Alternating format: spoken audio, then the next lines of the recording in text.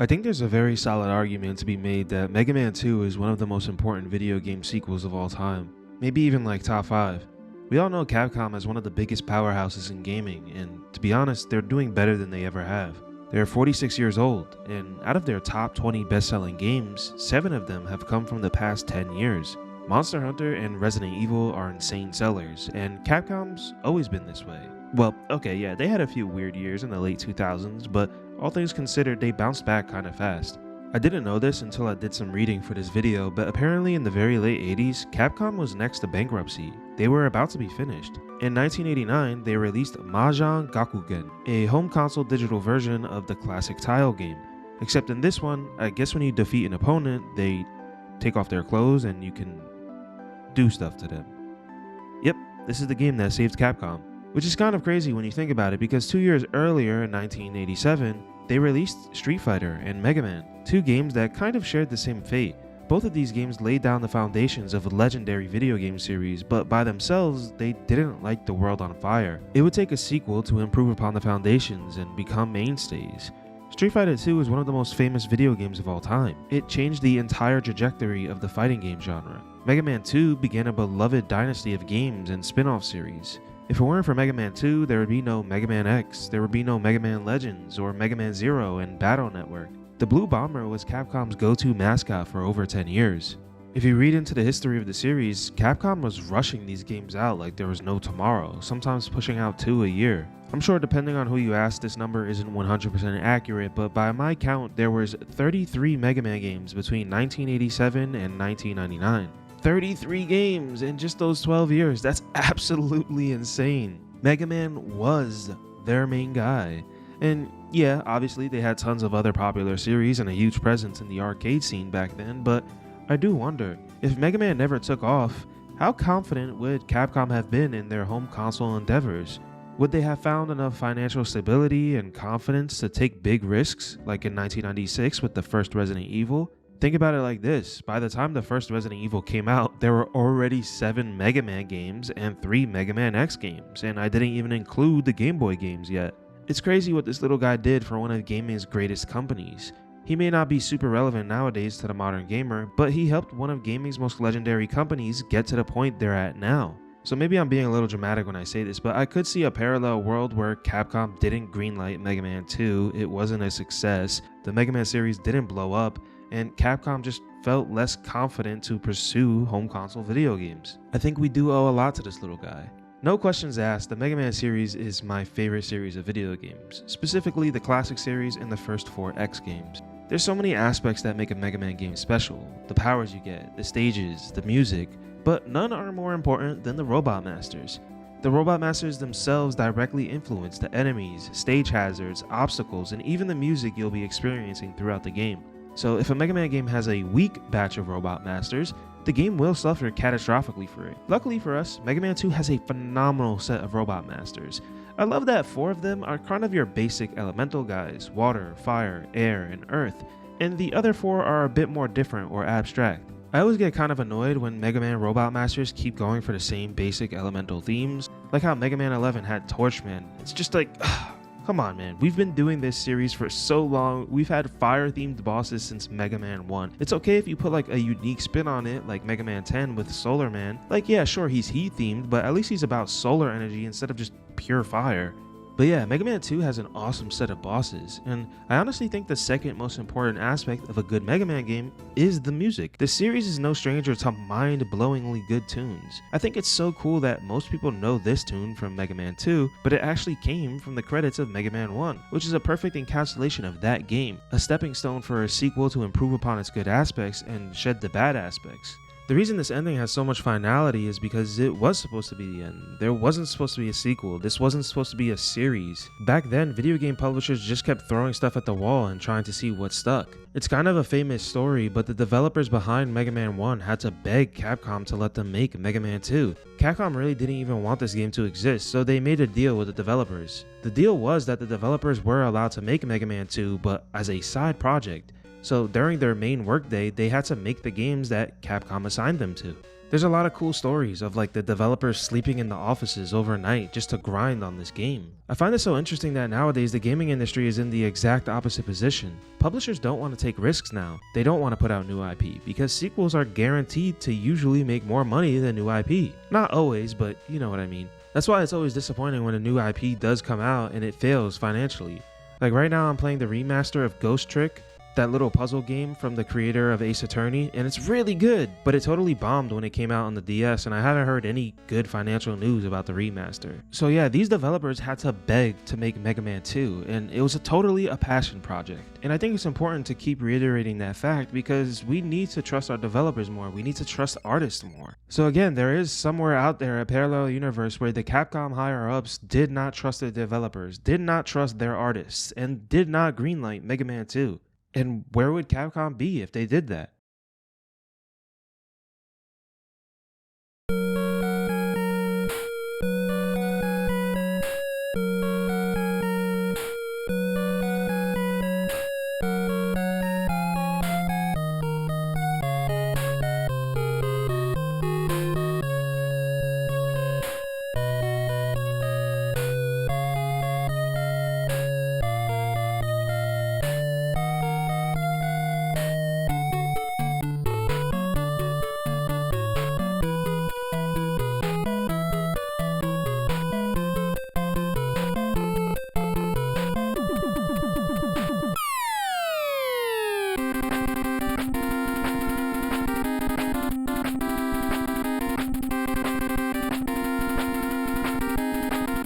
But anyways, back to the music. There's arguably no song more important to a Mega Man game than the stage select theme. When you boot up the game and you just see that screen of all the bosses staring at you, it gets you excited, it gets you ready to jump into every single level.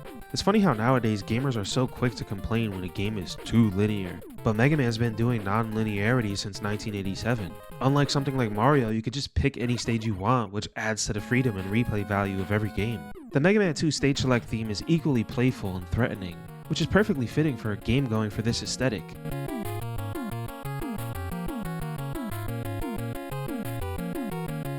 There's so many options in front of us right when we boot up the game. Yeah, you could start with Metal Man and get the most OP weapon in the series, or you could start with Bubble Man because he's super easy. But I personally like to start with Airman for a couple of reasons. Number one, he's not that hard, and number two, you get a really important item for beating him. So let's jump into Airman stage.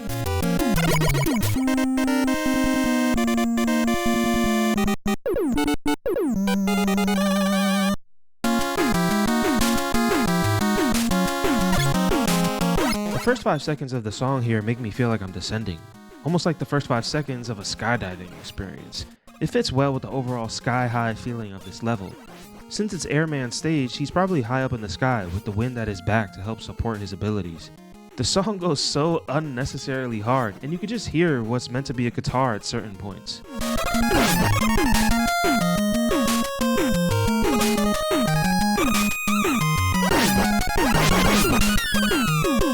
Apparently, this is the only song on the soundtrack that the composer Takashi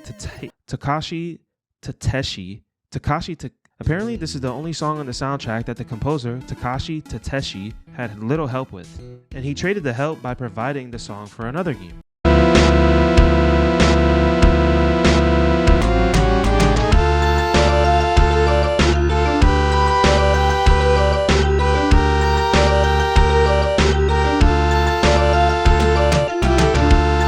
Pretty cool. There's a lot of little angry faces in the stage, like these guys who are just stuck holding this platform, or these giant heads with these horns that pop in and out. I feel bad for these little guys. Their whole existence is just holding up these platforms. That's gotta be boring. Mega Man 2 was released in 1998, which means the NES was 5 years old in Japan and 3 years old in America. Capcom didn't start developing for it until 1985, so they only had 3 years of experience with the machine.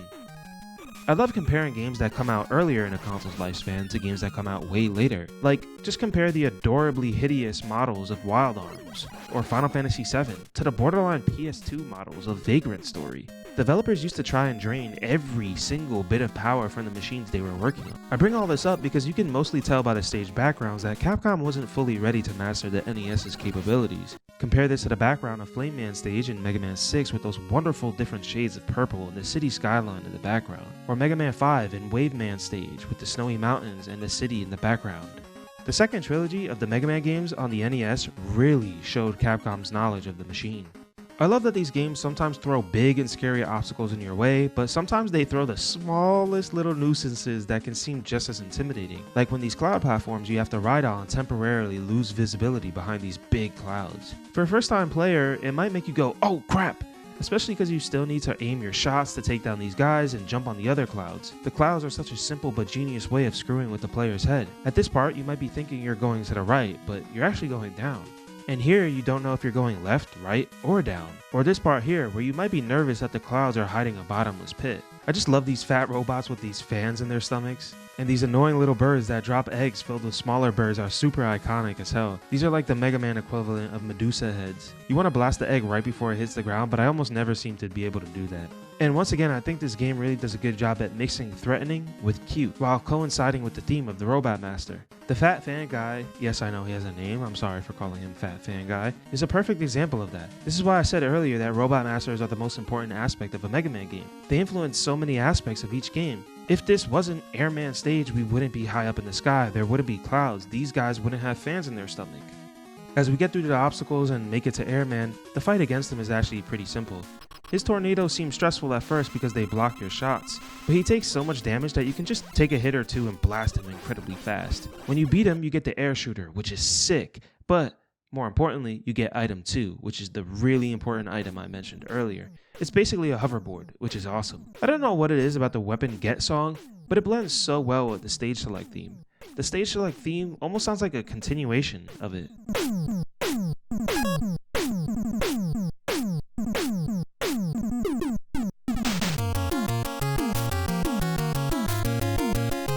After Airman, it only makes sense to go to Crashman. Crashman's weapons are bombs, and we can totally throw those bombs back in his face with our new air shooter.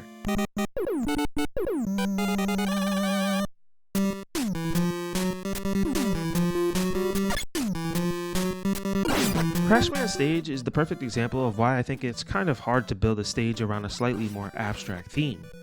How do you build a landscape themed around bombs? Well, the answer in Mega Man 2's case is you just don't. Crashman stage is home to a bunch of weird, wiry architecture, and there's these increasingly difficult moving platforms. You get these mini-looking Death Star things too. The most memorable part of the stage for me is the second half with these long vertical parts that seemingly reach into outer space, and more of these annoying bird enemies with the eggs. You want to stick to the left side so you can get that E-Tank and use our newly acquired item 2 to hop over to the next platform. E-Tanks were introduced in this game, and they dramatically decreased the difficulty found in Mega Man 2. They're a great way to heal up in the middle of a boss fight. Apparently, there was a demo of Mega Man 2's soundtrack that was scrapped because the developer said it sounded too cute and too fun, and Crashman's theme is the only song from that demo that stuck around for the full game.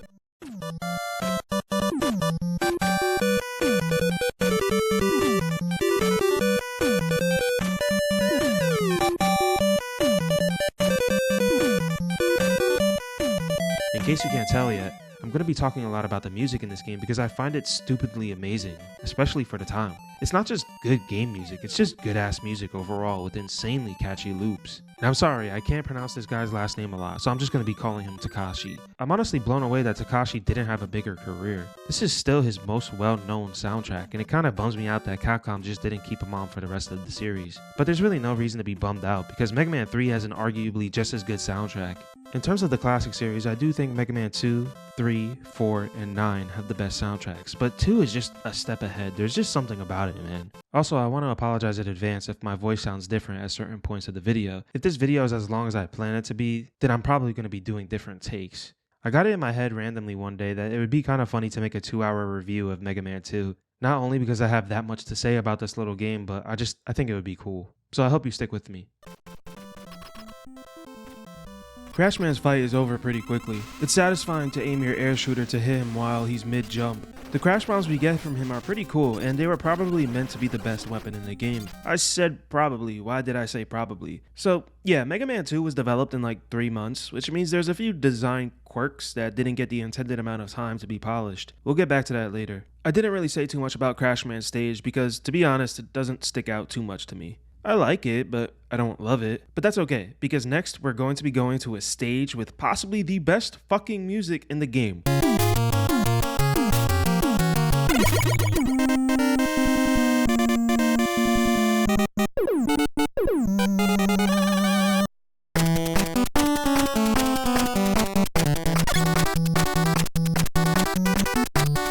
Wait for it.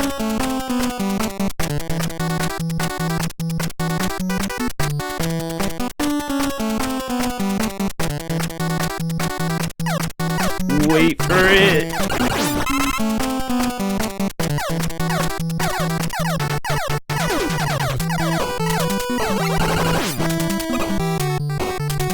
Man, that shit is good. I feel like this soundtrack must have been a huge inspiration for children of the 80s, the same way Ocarina of Time was for kids of the 90s.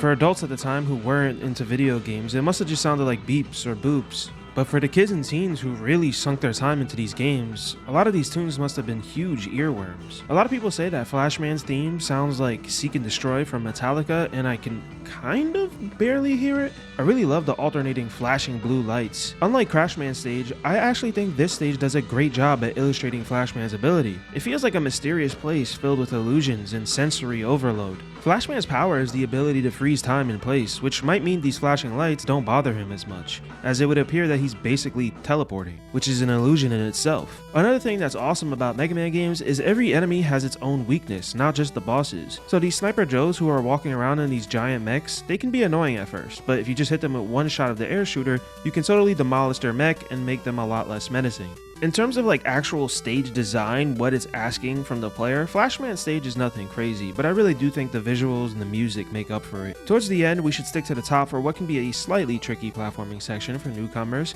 because we're rewarded with another E-Tank. And since we have the crash bombs, we can blow up this barrier, which we'll see in more stages to come. Only the crash bombs can destroy these barriers. Flashman's boss fight can be tricky for two reasons. The first reason is it's the first boss we've encountered that doesn't have a flat floor, which means we have to jump around. And the second reason is because he can freeze time. So there's a good chance he'll freeze us mid-jump or while we're trying to aim our weapon. Now, anyone who knows Mega Man 2 is probably thinking I'm ignoring the elephant in the room, so I guess I'll just address it now. The most broken and unpolished thing about this game is the Metal Blade weapon you get from Metal Man. Typically speaking, every Robot Master in a Mega Man game has different strengths and weaknesses against other Robot Master weapons. But the Metal Blades absolutely obliterate Bubble Man, Woodman, Flashman, and Metal Man himself, poor guy.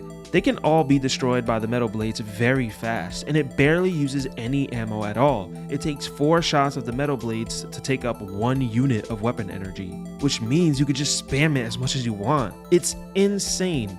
It's never been taken out of later ports of the game too, so maybe it was intended by the developers? I've never found a quote that says it was or wasn't intended. So yeah, if you're trying to speedrun this game, or if it's your first Mega Man game and you're trying to make it as easy as possible, you probably want to go for the Metal Blades, because it'll help you destroy half the bosses. But I find it more fun now to wait to fight Metal Man. Since I don't have the Metal Blades, Flashman's other weakness is the crash bombs, and it's kind of hard to aim them with the room layout and his freezing time ability. And unlike what I just said about the Metal Blades, one shot of the crash bombs does take up a good chunk of weapon energy. So yeah, I had to heal up with an E-Tank and blast him with the standard Mega Buster.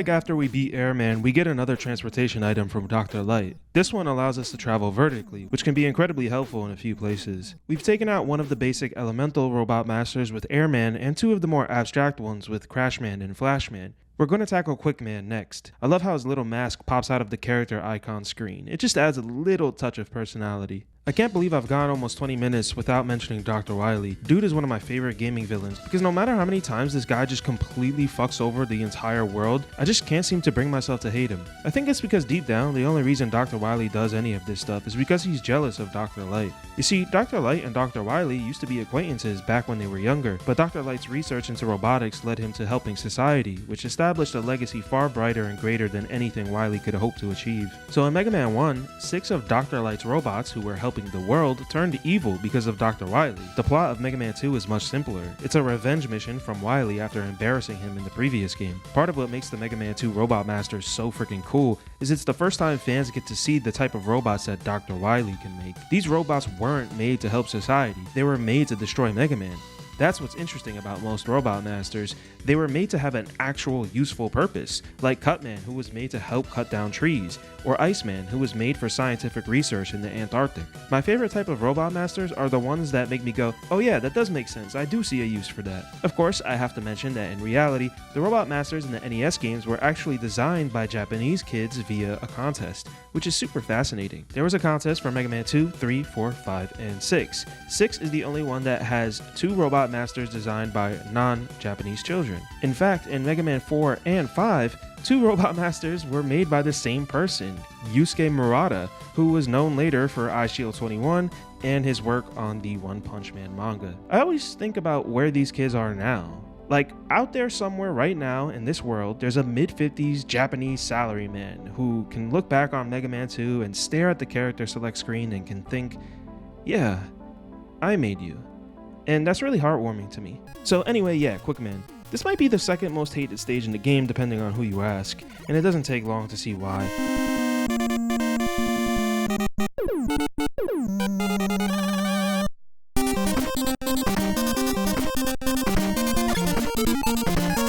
The music starts off with a slightly ear-grating, almost glitchy sound, but when the song opens up with that da-na-na,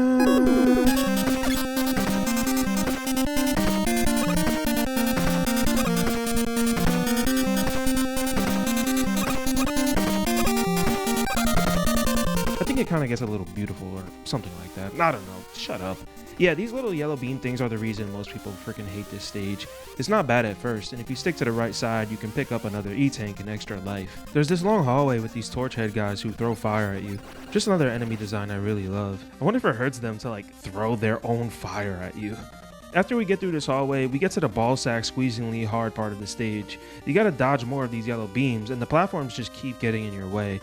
Every now and then, the game tries to tease you with some weapon energy pickups that want you to walk in the direction of the beams. You can get through them if you remember the timing and the location, and I tried to flex for the video, but since I recorded all of my gameplay in just one take, by the end I just did what most people do, and I busted out the Time Stopper from Flashman, which allows us to, stop time. Now, here's the problem with the Time Stopper. In some ironic monkey paw form of fate, you actually can't stop it once you activate it. So unless you have a weapon energy pickup just waiting for you, you are screwed and left with empty ammo.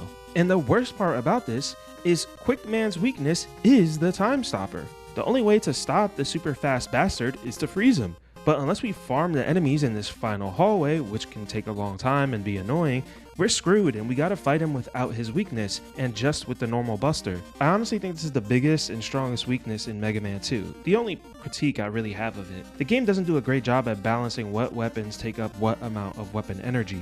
And it doesn't make a good enough job of making sure that your weapons are at least slightly full. Not totally full, but at least you have some ammo. But with the way the Time Stopper works, you're just completely screwed in this stage, unless, of course, you memorize the yellow beam pattern, which can be obnoxious. It's not a deal breaker for me, of course. I mean, I love this game, I've played it a bajillion times, but yeah, it's a little annoying, and you gotta be really strategic with how you use your weapons. Luckily, Quickman's not too hard with the Buster, and if we really need it, we got that E-Tank from the beginning of his stage to help us out. With the quick boomerang, we can now head over to Metal Man's stage to take him out.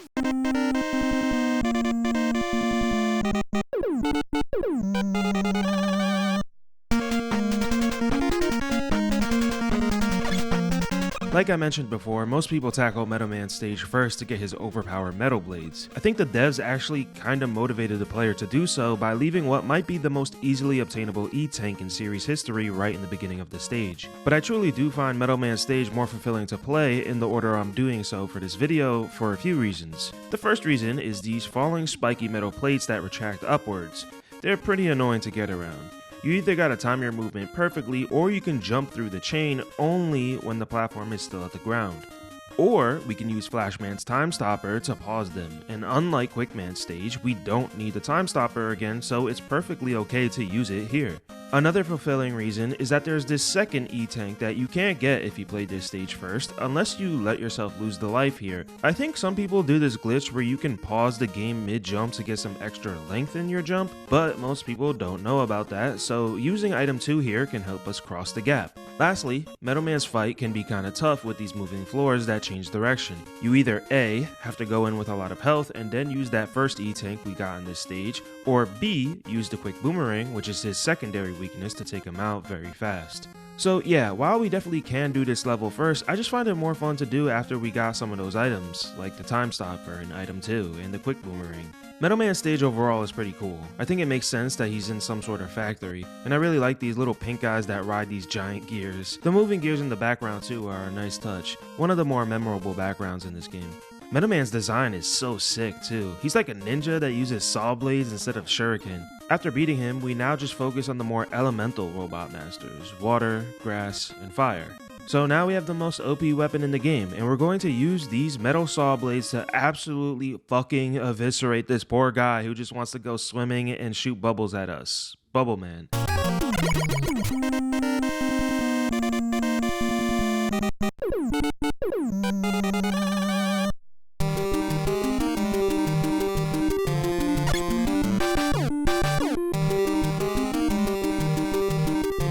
I really like Bubble Man's stage because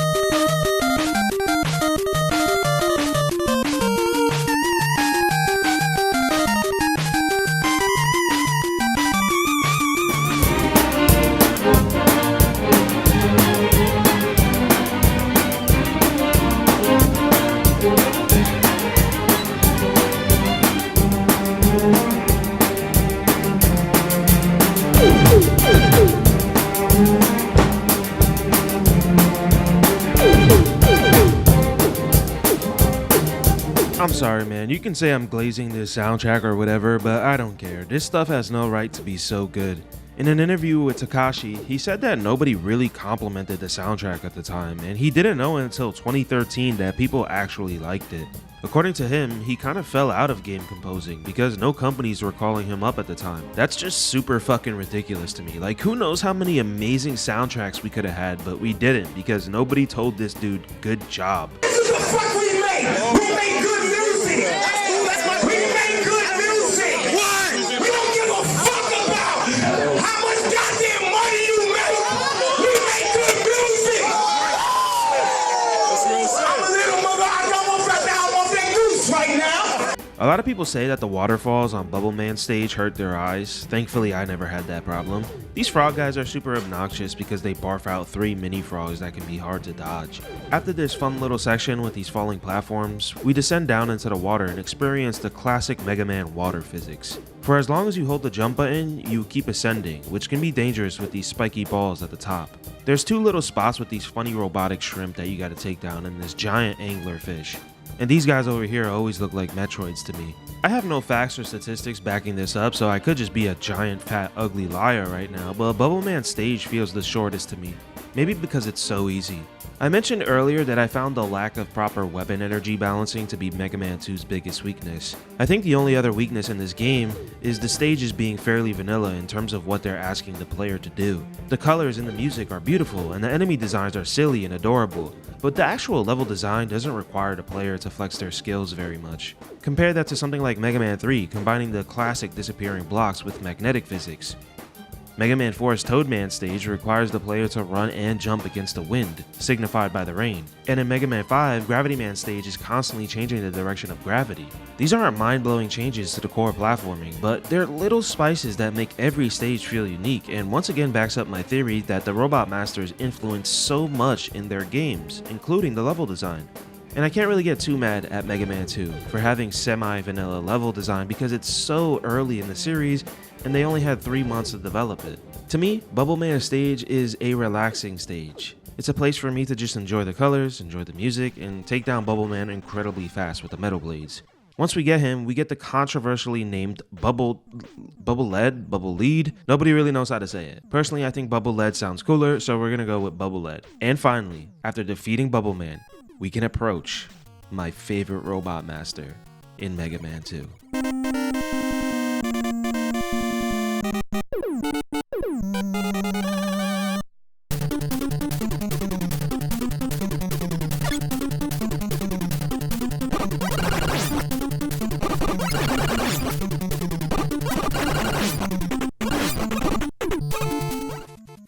Man, I don't know what it is about the beginning of Heatman stage, but I absolutely love it. It requires you to shoot fast against these green guys that take a lot of shots, shoot precisely at these little floaty dudes, and then it asks you to precisely platform onto these small blocks.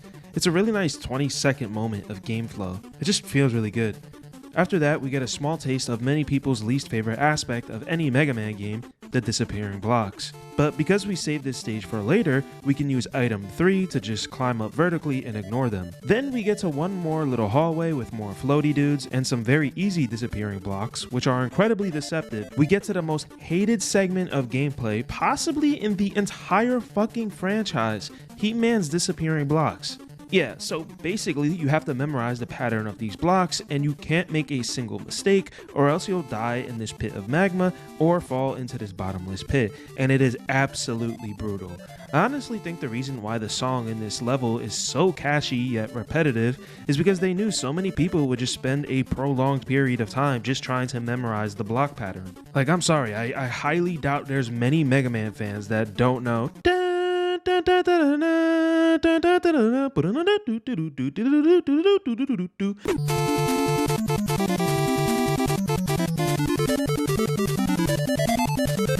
First time I played this game, I didn't even know about the traversal items, so I just brute forced it. But it took me probably a solid hour just to memorize the pattern and timing properly.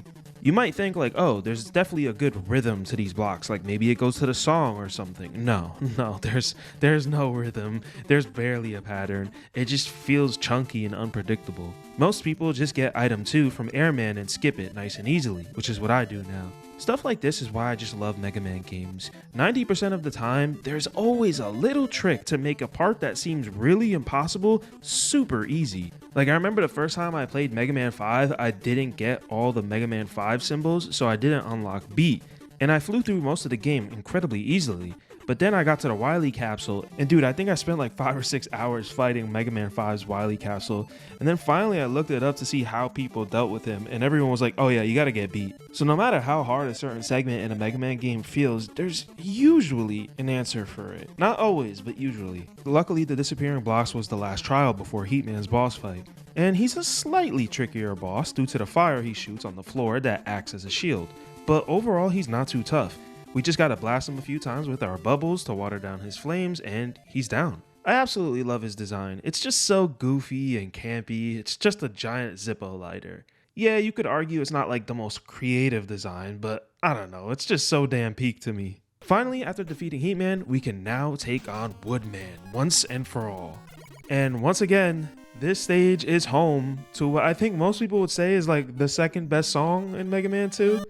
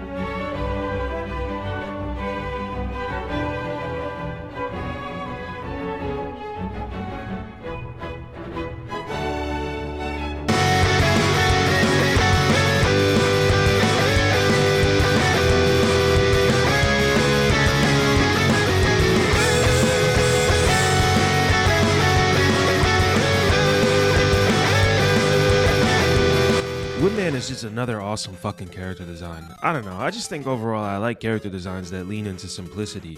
Like with Mega Man 8, the Robot Masters are all flashy and big, and I get that the developers were probably excited to take advantage of the power of the PS1, but there's something so charming about just throwing some angry googly eyes on a tree stump and giving him a name. That's why I love a lot of the classic series designs. I mean, just look at Mega Man, he's just an adorable little blue guy. His design slightly changed throughout the 90s. Starting around Mega Man 4, his legs start to get a little bit bigger, but it really becomes noticeable around the time of Mega Man 8. It's almost like they were trying to age him up a bit to like an early teenager or something. Mega Man can't age, right? You know, it always really fucking bothered me that on the cover of Mega Man 7, Mega Man has perfectly defined pecs and a six-pack. But if you go back to the intro of Mega Man 4, we see him without his shirt on and he has no six-pack. So like, did he work out a lot or something? Or like, does he have muscle growth capability? Did Dr. Light like redesign him and give him a six-pack later on? Why? Why would he do that? Woodman's stage is pretty fun and memorable. We start off against some bat robots and some bunny robots that shoot carrots at us. Then we get to what could be the trickiest part of the stage with these giant dog robots that shoot curved flames at us. The curve of the flames is perfectly aimed where we don't have a good place to stand, so I just equip the metal blades, take some damage, and then I out damage them pretty quickly. Then we get to the best part of the stage, with more of those bird guys that drop eggs and these swinging monkey enemies. The monkey enemies can be a little tricky to predict because they jump upwards at a slight angle. After that, we get to a set of rooms that require us to move downwards and more bunny robots. We can use the metal blades again because we can actually aim them in 8 directions. You see what I mean? The metal blades can solve like 80% of your problems in this game. When we finally do get to Woodman, you may think that buzzsaws would take him down since he's just a damn tree. But no, he's one of the few robot masters that can completely repel the metal blades. So obviously, the next bit of logical thinking that we can use is to start a forest fire. Every now and then I stumble upon a moment in a retro game that makes me remember that manuals were a thing.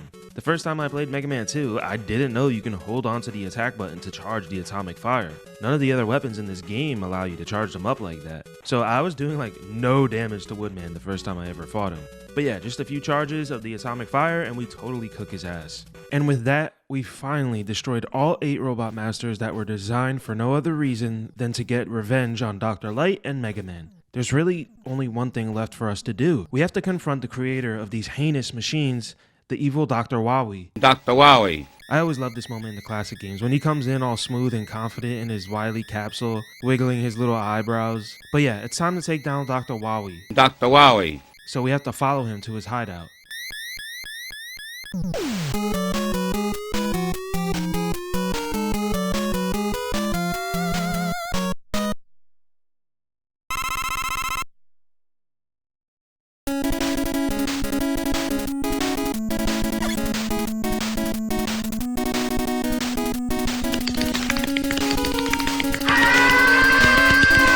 Yeah, I mean, what the fuck, bro, what am I supposed to say about this? This song transcends Mega Man in the same way Dragon Ball Z transcends anime. Like, I'm sure we all know that one person who doesn't really like anime all that much, but they still love DBZ. And there's plenty of gamers out there who don't really like Mega Man, but they think this song is a fucking banger, because it is. I think songs like this are so powerful because they tell a story. The first little bit feels like the song is saying to you, are you sure you're ready for this? Because this is it, the final battle.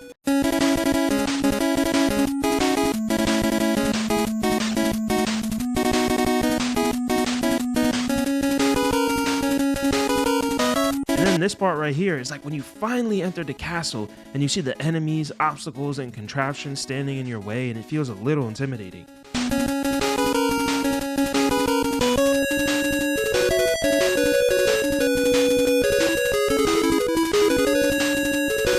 And then this part right here is your struggle, because yeah, if this is your first time playing the game, you're probably going to struggle a little bit, but you're not going to give up, not when you've gotten this far.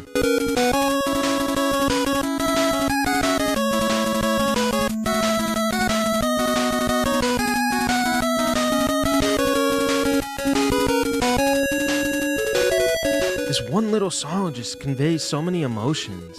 And honestly, there's this really funny thing about the Mega Man fan base where Like, if I'm being really honest with you, the story in these games does not fucking matter. But me and millions of other nerds on the internet are obsessed with this shit. We're obsessed with Mega Man lore. We're obsessed with Mega Man characters and backstories. I mean, dude, the Mega Man X fandom is still obsessed over the Day of Sigma, that OVA that came on the PSP remake of Mega Man X1.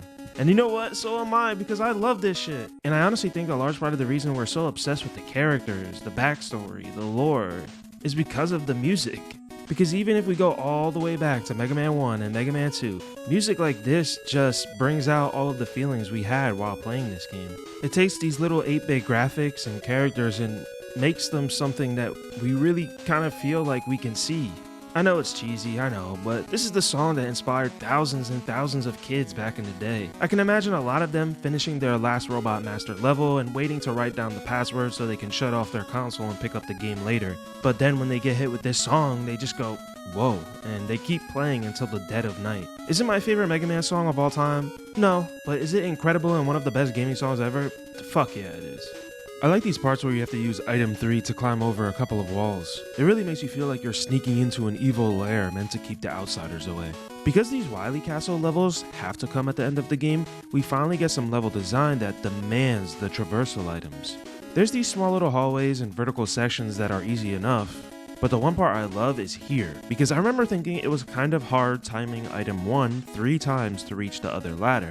But after a couple of playthroughs, I learned that you can actually just activate item 1 while still being on the ladder to start a little bit lower, and once I learned that, this room went from being slightly frustrating to just really easy. Again, 90% of the time, no matter how hard a part in a Mega Man game is, there's usually a way out.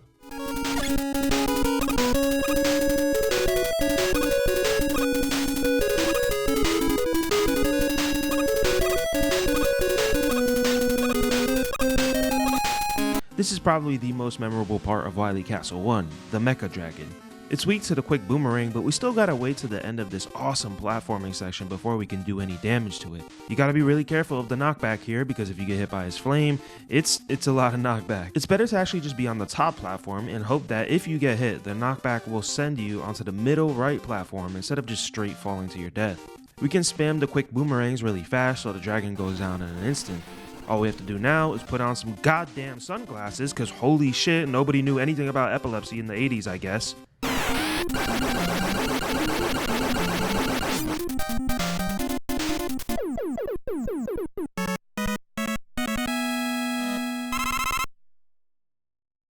Wily Castle 2 allows us to restock our weapon energy and health by killing these drill dudes with our leaf shield easily. Then we can use item 3 to climb up this vertical shaft, get past this first falling spike platform, and just like in Metal Man stage, we can use the flash stopper to keep the rest of the spike platforms raised. I really loved this feeling of needing to use 2 or 3 items back to back. It's a feeling that's actually kind of rare in the Mega Man series, sadly, and I think the best level to do it is actually the first castle level in Mega Man 9. You're swapping between items all the time in that level to utilize them, and it feels really good. But we'll get to Mega Man 9 one day. Maybe. Probably not. I mean, this shit is about to get like 43 views and I'm gonna probably fucking kill myself. The boss here isn't too bad if you got quick reflexes. It hits for a ton of damage. But if you're quick to read the walls and floors, you can get through pretty fast without taking any damage. Just drown it with the bubble lead and we're already onto Wily Castle 3. This level also allows us to restock our weapon energy again because, like I said, Wily Castle 2 gave us an opportunity to use multiple items. Item 2, the leaf shield, crash bombs for that E-tank and extra life.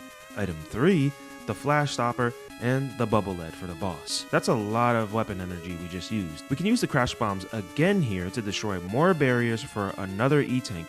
And let me just warn you, don't waste a single fucking crash bomb. Don't waste them, please. For the love of God, don't waste a crash bomb. After restocking, we get to this gross brown water, which I can only assume is sewer water. If Dr. Wowie is the only human in this castle, it kind of makes you wonder what the hell he's been eating. I like these dopey little fish guys who pose zero threat at all. At the end of that water-filled hallway, this tank dude is easy enough, because he doesn't really attack much until he finishes his scroll all the way to the left side of the screen. So we can just pump him full of quick boomerangs and we finally head on to Wily Castle 4.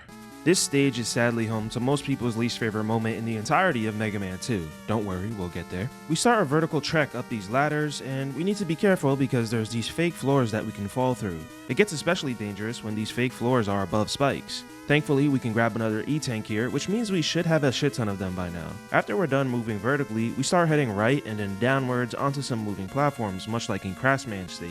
These are a bit harder with the spikes on the bottom, but I never found these parts incredibly challenging because I always use the leaf shield and take the slow ride to the exit. There's two rooms where the moving platform will push you off and kill you if you stay on for too long, so you either have to be perceptive enough to see that before it happens, or die and take the knowledge with you for your next run. Then there's this really annoying hallway filled with both types of Sniper Joes, both on the mech and off the mech. The only reason this hallway is annoying is because if you're fighting one Sniper Joe, if you take one step too many backwards, you just respawn the other Sniper Joe on the mech and now you've got two of them shooting at you. So because I felt confident with 4 lives and a bunch of E-Tanks, I just said fuck it, charged forward and took some damage. And before you know it, we're at the boss of Wily Castle 4, which is everyone's least favorite boss in the NES Mega Man series, and possibly everybody's least favorite moment in the classic series of Mega Man games, the Boo Beam Trap. Yeah, it's kind of funny that something so hated has a goofy name like this. The Boo Beam Trap. The Boo Beam Trap. I can't even get mad at something with that name. The Boo Beam Trap. Honestly, the only other boss in the entire classic series that I know is as hated as this thing is the Wily Capsule in Mega Man 7. But before I start actually showing you footage of the Boo Beam Trap, I think it's important to talk about this boss like it's a fucking diagram or something.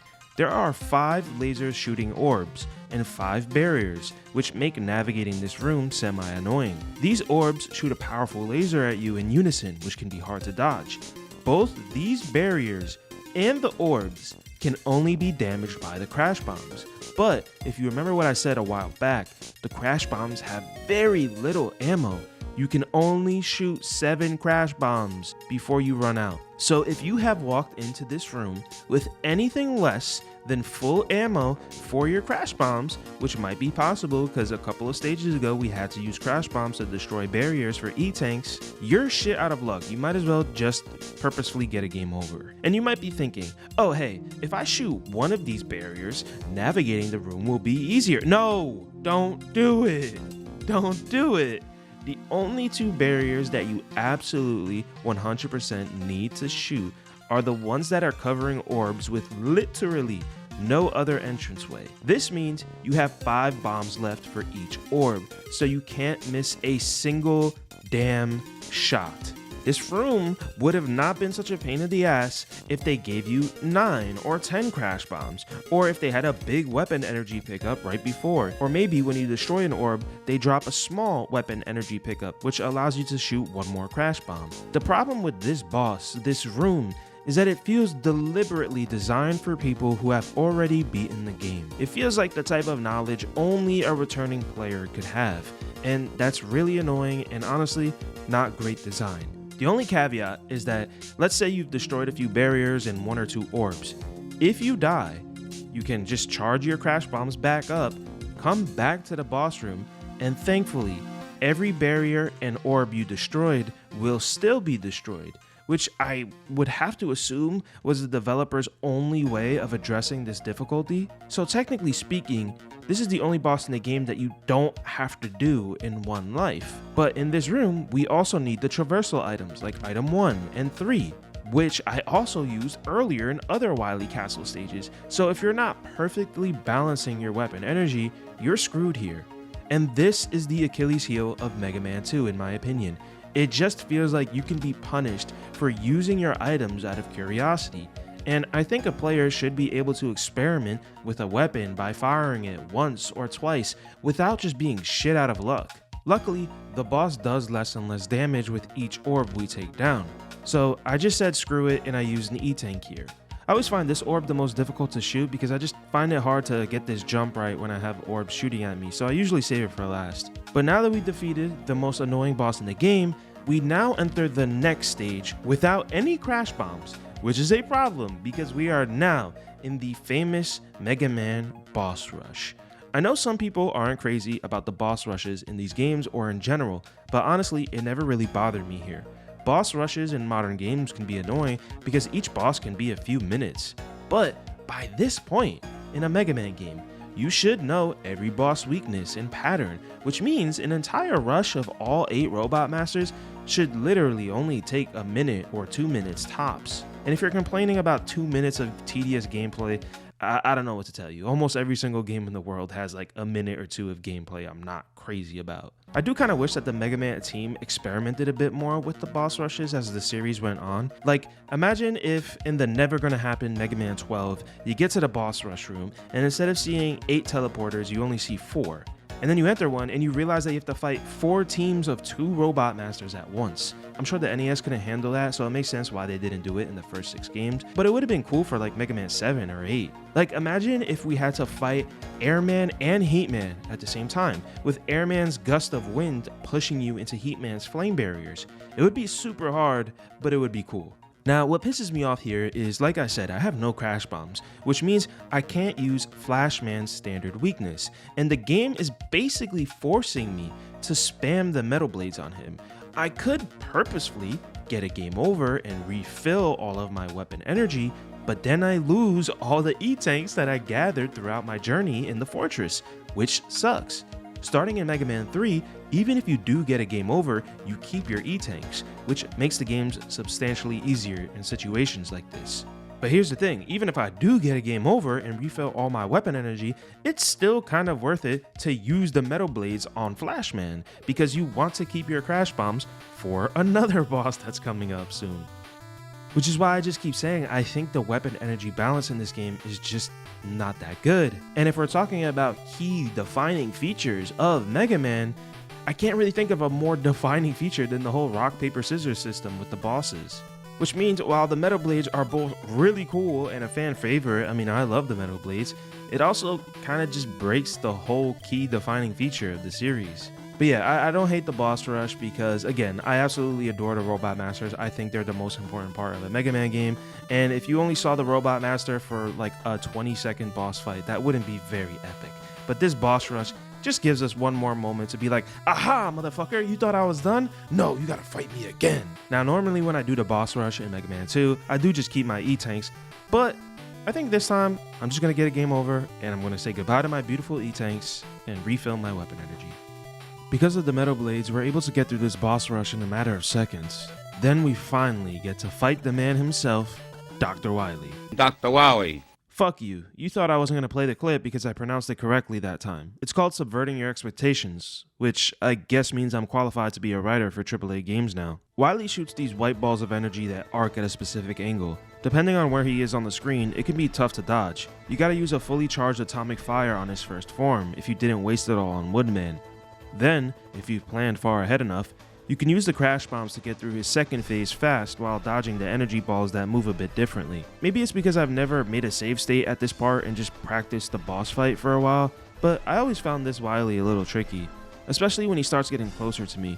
If you don't come into this fight with full health, it can be a bitch. The ideal way to enter this fight would be with some crash bombs and an E-Tank, but by my halfway estimation, that's pretty much impossible.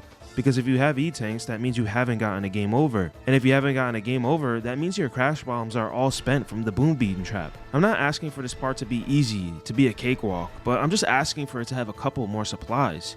Because starting with the next Mega Man game, later Mega Man games would often have you walk a couple of screens to the boss rush room. And during this walk, you'll usually find an E-Tank or some weapon energy. The fortress in Mega Man 3 specifically almost feels like the developers are apologizing for the fortress in Mega Man 2, because in 3, that fortress is constantly feeding you health, weapon energy, and E-Tanks. After defeating Wily, the entire fortress starts to collapse, and we fall to a portion of it deep underground, and we get to one of my favorite moments in video game history.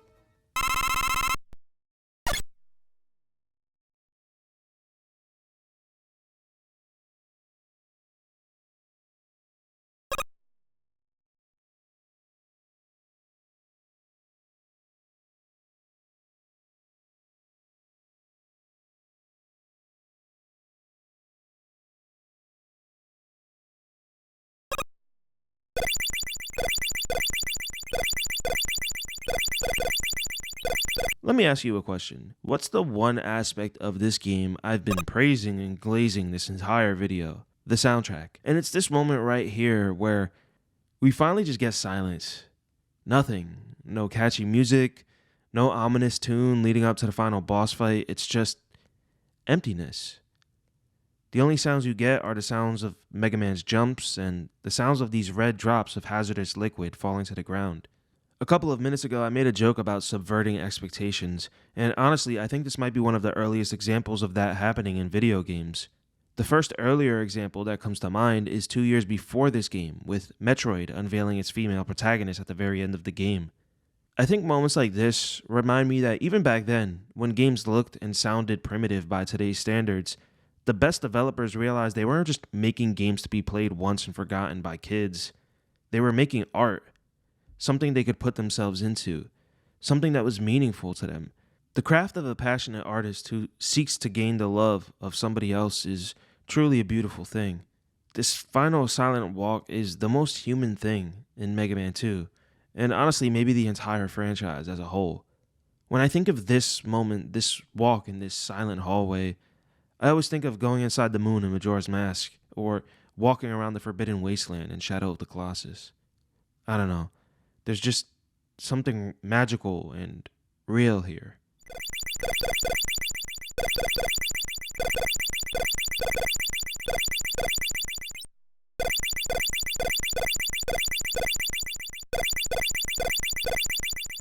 After dodging the red drops, we enter Wily's final room. And this is to go even further beyond. Holy shit, Dr. Wily is an alien? After some trial and error, we find out that the bubble lead is the only thing that'll hurt this alien, so we need to get used to his windy pattern of flight and flood him with the bubble lead. Once defeated, the alien fizzles out, and it's revealed that it was nothing more than an illusion created by Dr. Wily and his really cool disco ball looking contraption. With the alien defeated, Wily is out of tricks, tools, and weapons. Albert Wily is defeated once and for all. His quest for revenge is over.